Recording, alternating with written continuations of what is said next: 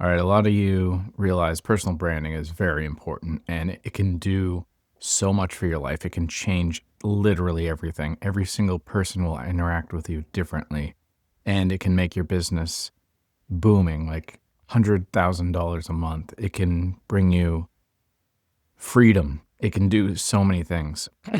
But there is a downside, there is a dark side to branding, a personal branding in particular for this discussion. I want to really talk about a few of these things that I've noticed over the years, what I've developed and changed into having a more personal brand. So, the first thing that happens is people start treating you differently. They look at you, you get more attention. Once your image improves, you're going to get eyeballs, which means you're going to have more followers, you're going to have more people judging you, you're going to have more comments, you're going to have generally, you're going to feel like you're under a microscope a lot. And, that sounds like a great thing, but there is a dark side to it. You're going to find that people will treat you differently. You will see the character of them coming out a lot more because you are now going to be separate from the pack. You are not going to be like anyone else. You are going to stand out. You're going to be one of a kind. You are going to be the one that they talk about. You are going to be the one that they notice that walks into the room. A personal brand sets you apart. It defines you. It elevates you where everybody else is just lost into the crowd. Now, this can be tough for people who are shy, and it can be, uncomfortable when you're not familiar with it. As a man, this kind of attention is very similar to what women experience quite a lot. And I don't mean it as a self identity, I mean as a personal brand. Like, I've been noticed, I still get noticed multiple times in a week that, like, they're like, oh, you're that guy on YouTube and so on. And it's wild. But that kind of attention doesn't happen to men generally. It happens to women all the time. They get approached because they're getting groceries and get conversations spoken about them. People just are more interested in what they're doing because they know them already, or there's such a difference between them and you. You're going to get attention. Next thing is when these people begin talking to you, they will be more attracted to you. They are literally pulled to you. They're magnetized to you because you stand tall. You are bigger than, like, larger than life in a sense, for some people. But it's because you are different. And this kind of thing, it is a double-edged sword because you're just minding your business and somebody wants to talk to you, or, you're just trying to run an errand and, there's a pressure to be nice and friendly when you just wanted to do the thing. Again, you can imagine this is what women deal with a lot, but when you're a personal brand, this is an amplifier and you get treated like that.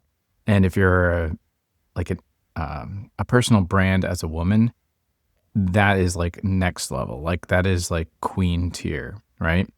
These people in general are ordinary. They're boring. They don't do anything. They're uninteresting. And just by existing in your personal brand, once you develop it, you are all of those things. But it just gets in the way sometimes.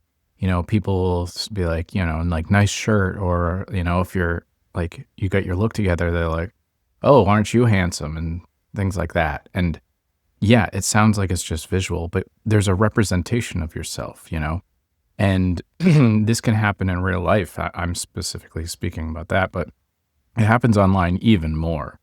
Like, people will just be like, oh, how did you do this? Like, what's up with your beard? And, like, your landing page is weird, and they critique it. They want to be part of something, and that can be pretty tough at times. Another thing is people project themselves onto you, unfortunately. Imagine you get in great shape.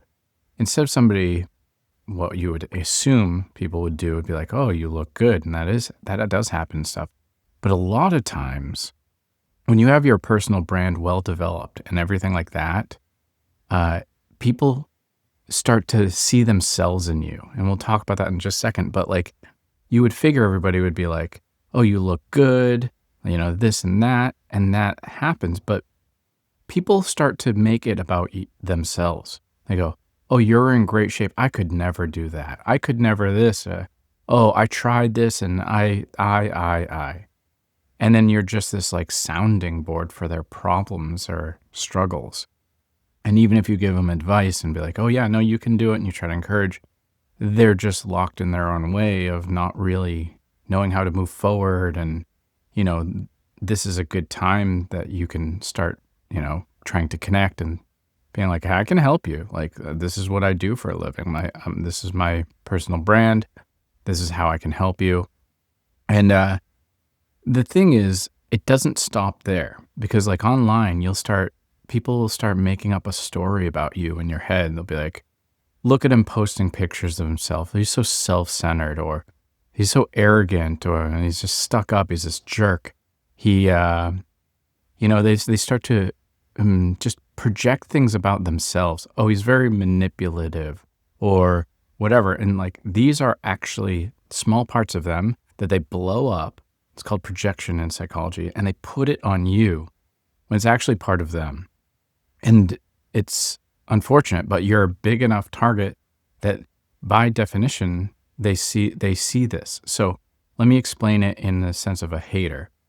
What a hater is that person in your life that when you level up, they want to pull you down, because as soon as you become different from them, it shows them where they're sitting. So if you're fat and your friend is fat, and you level up and you're getting in great shape, they're going to be like, well, you don't want some popcorn? You don't want fried chicken? What, are you all cool now? Are you too cool for fried chicken? Because it's showing them that they're not eating healthy. It's showing them that they're not taking care of their body. It's a subconscious response to be like, oh, look at you. Whoa, cool. Oh, cool photos that you posted. Nice reel. Real cringe, man. And these haters are only hating because they're seeing themselves not doing good as you are. So as soon as you start getting haters, then you know you're on the right track. And it's really about them, not you. So you have to really realize that they're going to throw themselves onto you because by definition of your growth and your branding, and you're getting better and having a stronger identity and a stronger mission, they realize they don't. So they put that onto you. And, you'll start to see other things happen too, where, there's a certain character of somebody that you think is true. You might think, oh, they're really nice people. And like I said, then they start hating on you. You're like, oh, they're not really that nice. They're very insecure, hateful. And they start changing. Or, you think one of your friends, she's really a sweetheart, and she's in a committed relationship. She's married 10 years or so. And your personal brand, your identity is so strong, and your business is so helpful, and you have so much strong values and boundaries. She'll start hitting you up in the DM, and she'll be like, oh, hey, I like what you did. Or, oh, looking good, fire emoji. And like, oh, I wish my husband did something that's interesting. Or, that would be so cool to do. And like flirting in a very strong way when you're like, oh, yuck, what are you doing? Like, where's your honor in this relationship that you're in? And it's unfortunately kind of develops a little bit of a trust in humanity that like kind of starts to erode. And this sounds like it's very personal stuff versus business, but unfortunately that's kind of how it is. People are still people, and they behave in their personal emotions and so on. And this is a dark side, absolutely, for things where you think that people are a lot of times they're good and they're not. And you just keep moving on. You're like, well, that's not my mission. I'm not going to continue responding and being with that. You keep your strong identity and your faith, and you keep moving forward in a way that actually makes sense for making the world a better place and making a difference. And you do have to kind of get rid of these fools that are very untrustworthy and difficult people.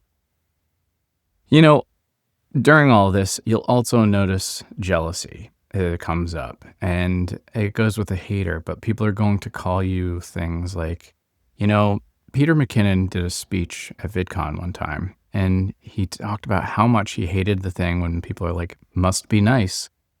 Like he has this great truck or some fun thing. People are like, oh, must be nice to do that. And his thing is, yeah, I worked real hard for this. Like this is really, it's not something that just was given to me. And people be like, oh, you're so lucky. You just get to make YouTube videos and make all this money and take photos of stuff. It's like, must be nice. He's like, no, I worked like 12 years at this. I worked real hard. And people are just going to try to belittle all of your effort, calling it silly, calling it scammy, making up stories in their mind because they can't comprehend that it's good because they live in such a victim mentality, such a small potential of being that they can't imagine that things are real and that you actually work for things. And they push that on you and they get so mad and jealous. And it's really the heart of it is just jealousy that they just can't get out of it. That it's terrible. And to deal with these people, you just have to learn to shrug it off and just keep on your mission. That's why brand strategy is so important. And which clearly this is what I'm promoting. Brand strategy is like, you have to have something that goes underneath everything so you can push through these people in these tough times. Another thing that you're going to realize the stronger your brand is and the stronger your strategy is you're going to have people around you when you're working with them not follow through. And you can get sad at this, but this is just how it is. And there's outliers that do things, but you're going to have a very low tolerance for excuses. You're going to have a lot of people saying, oh, I got to do this. And I'm going to be this and I'm going to get in shape or I'm going to get this equipment. I'm going to get a camera and, oh, I'm going to make reels every day. It's like all these future things instead of being like, well, I've done this and this wasn't working and so on. That's a real conversation where you can move forward with it. But all of this, I just got to do this thing. I got to talk to my wife. I got to this. It's just tiring. And you're like, let's take some action here. I don't want to hear it. Are you in or out?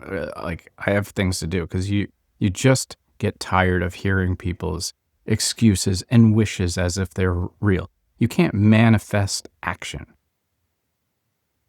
Lastly, when you start having a stronger brand, the halo effect is really bizarre. It's very powerful. You're going to start realizing that people will treat you in such a magical way, even though you didn't do anything. It's almost as if when people are more attractive, they can say something that's not funny and people laugh. But an ugly person could say something that's kind of funny and people don't laugh. And that's kind of the extreme measures of a halo effect. You just have a charm about you. Your brand can get away with more when you're authentic, when you're actually coming from a real root, a mission and a real purpose to why your brand exists, whether it's personal or professional.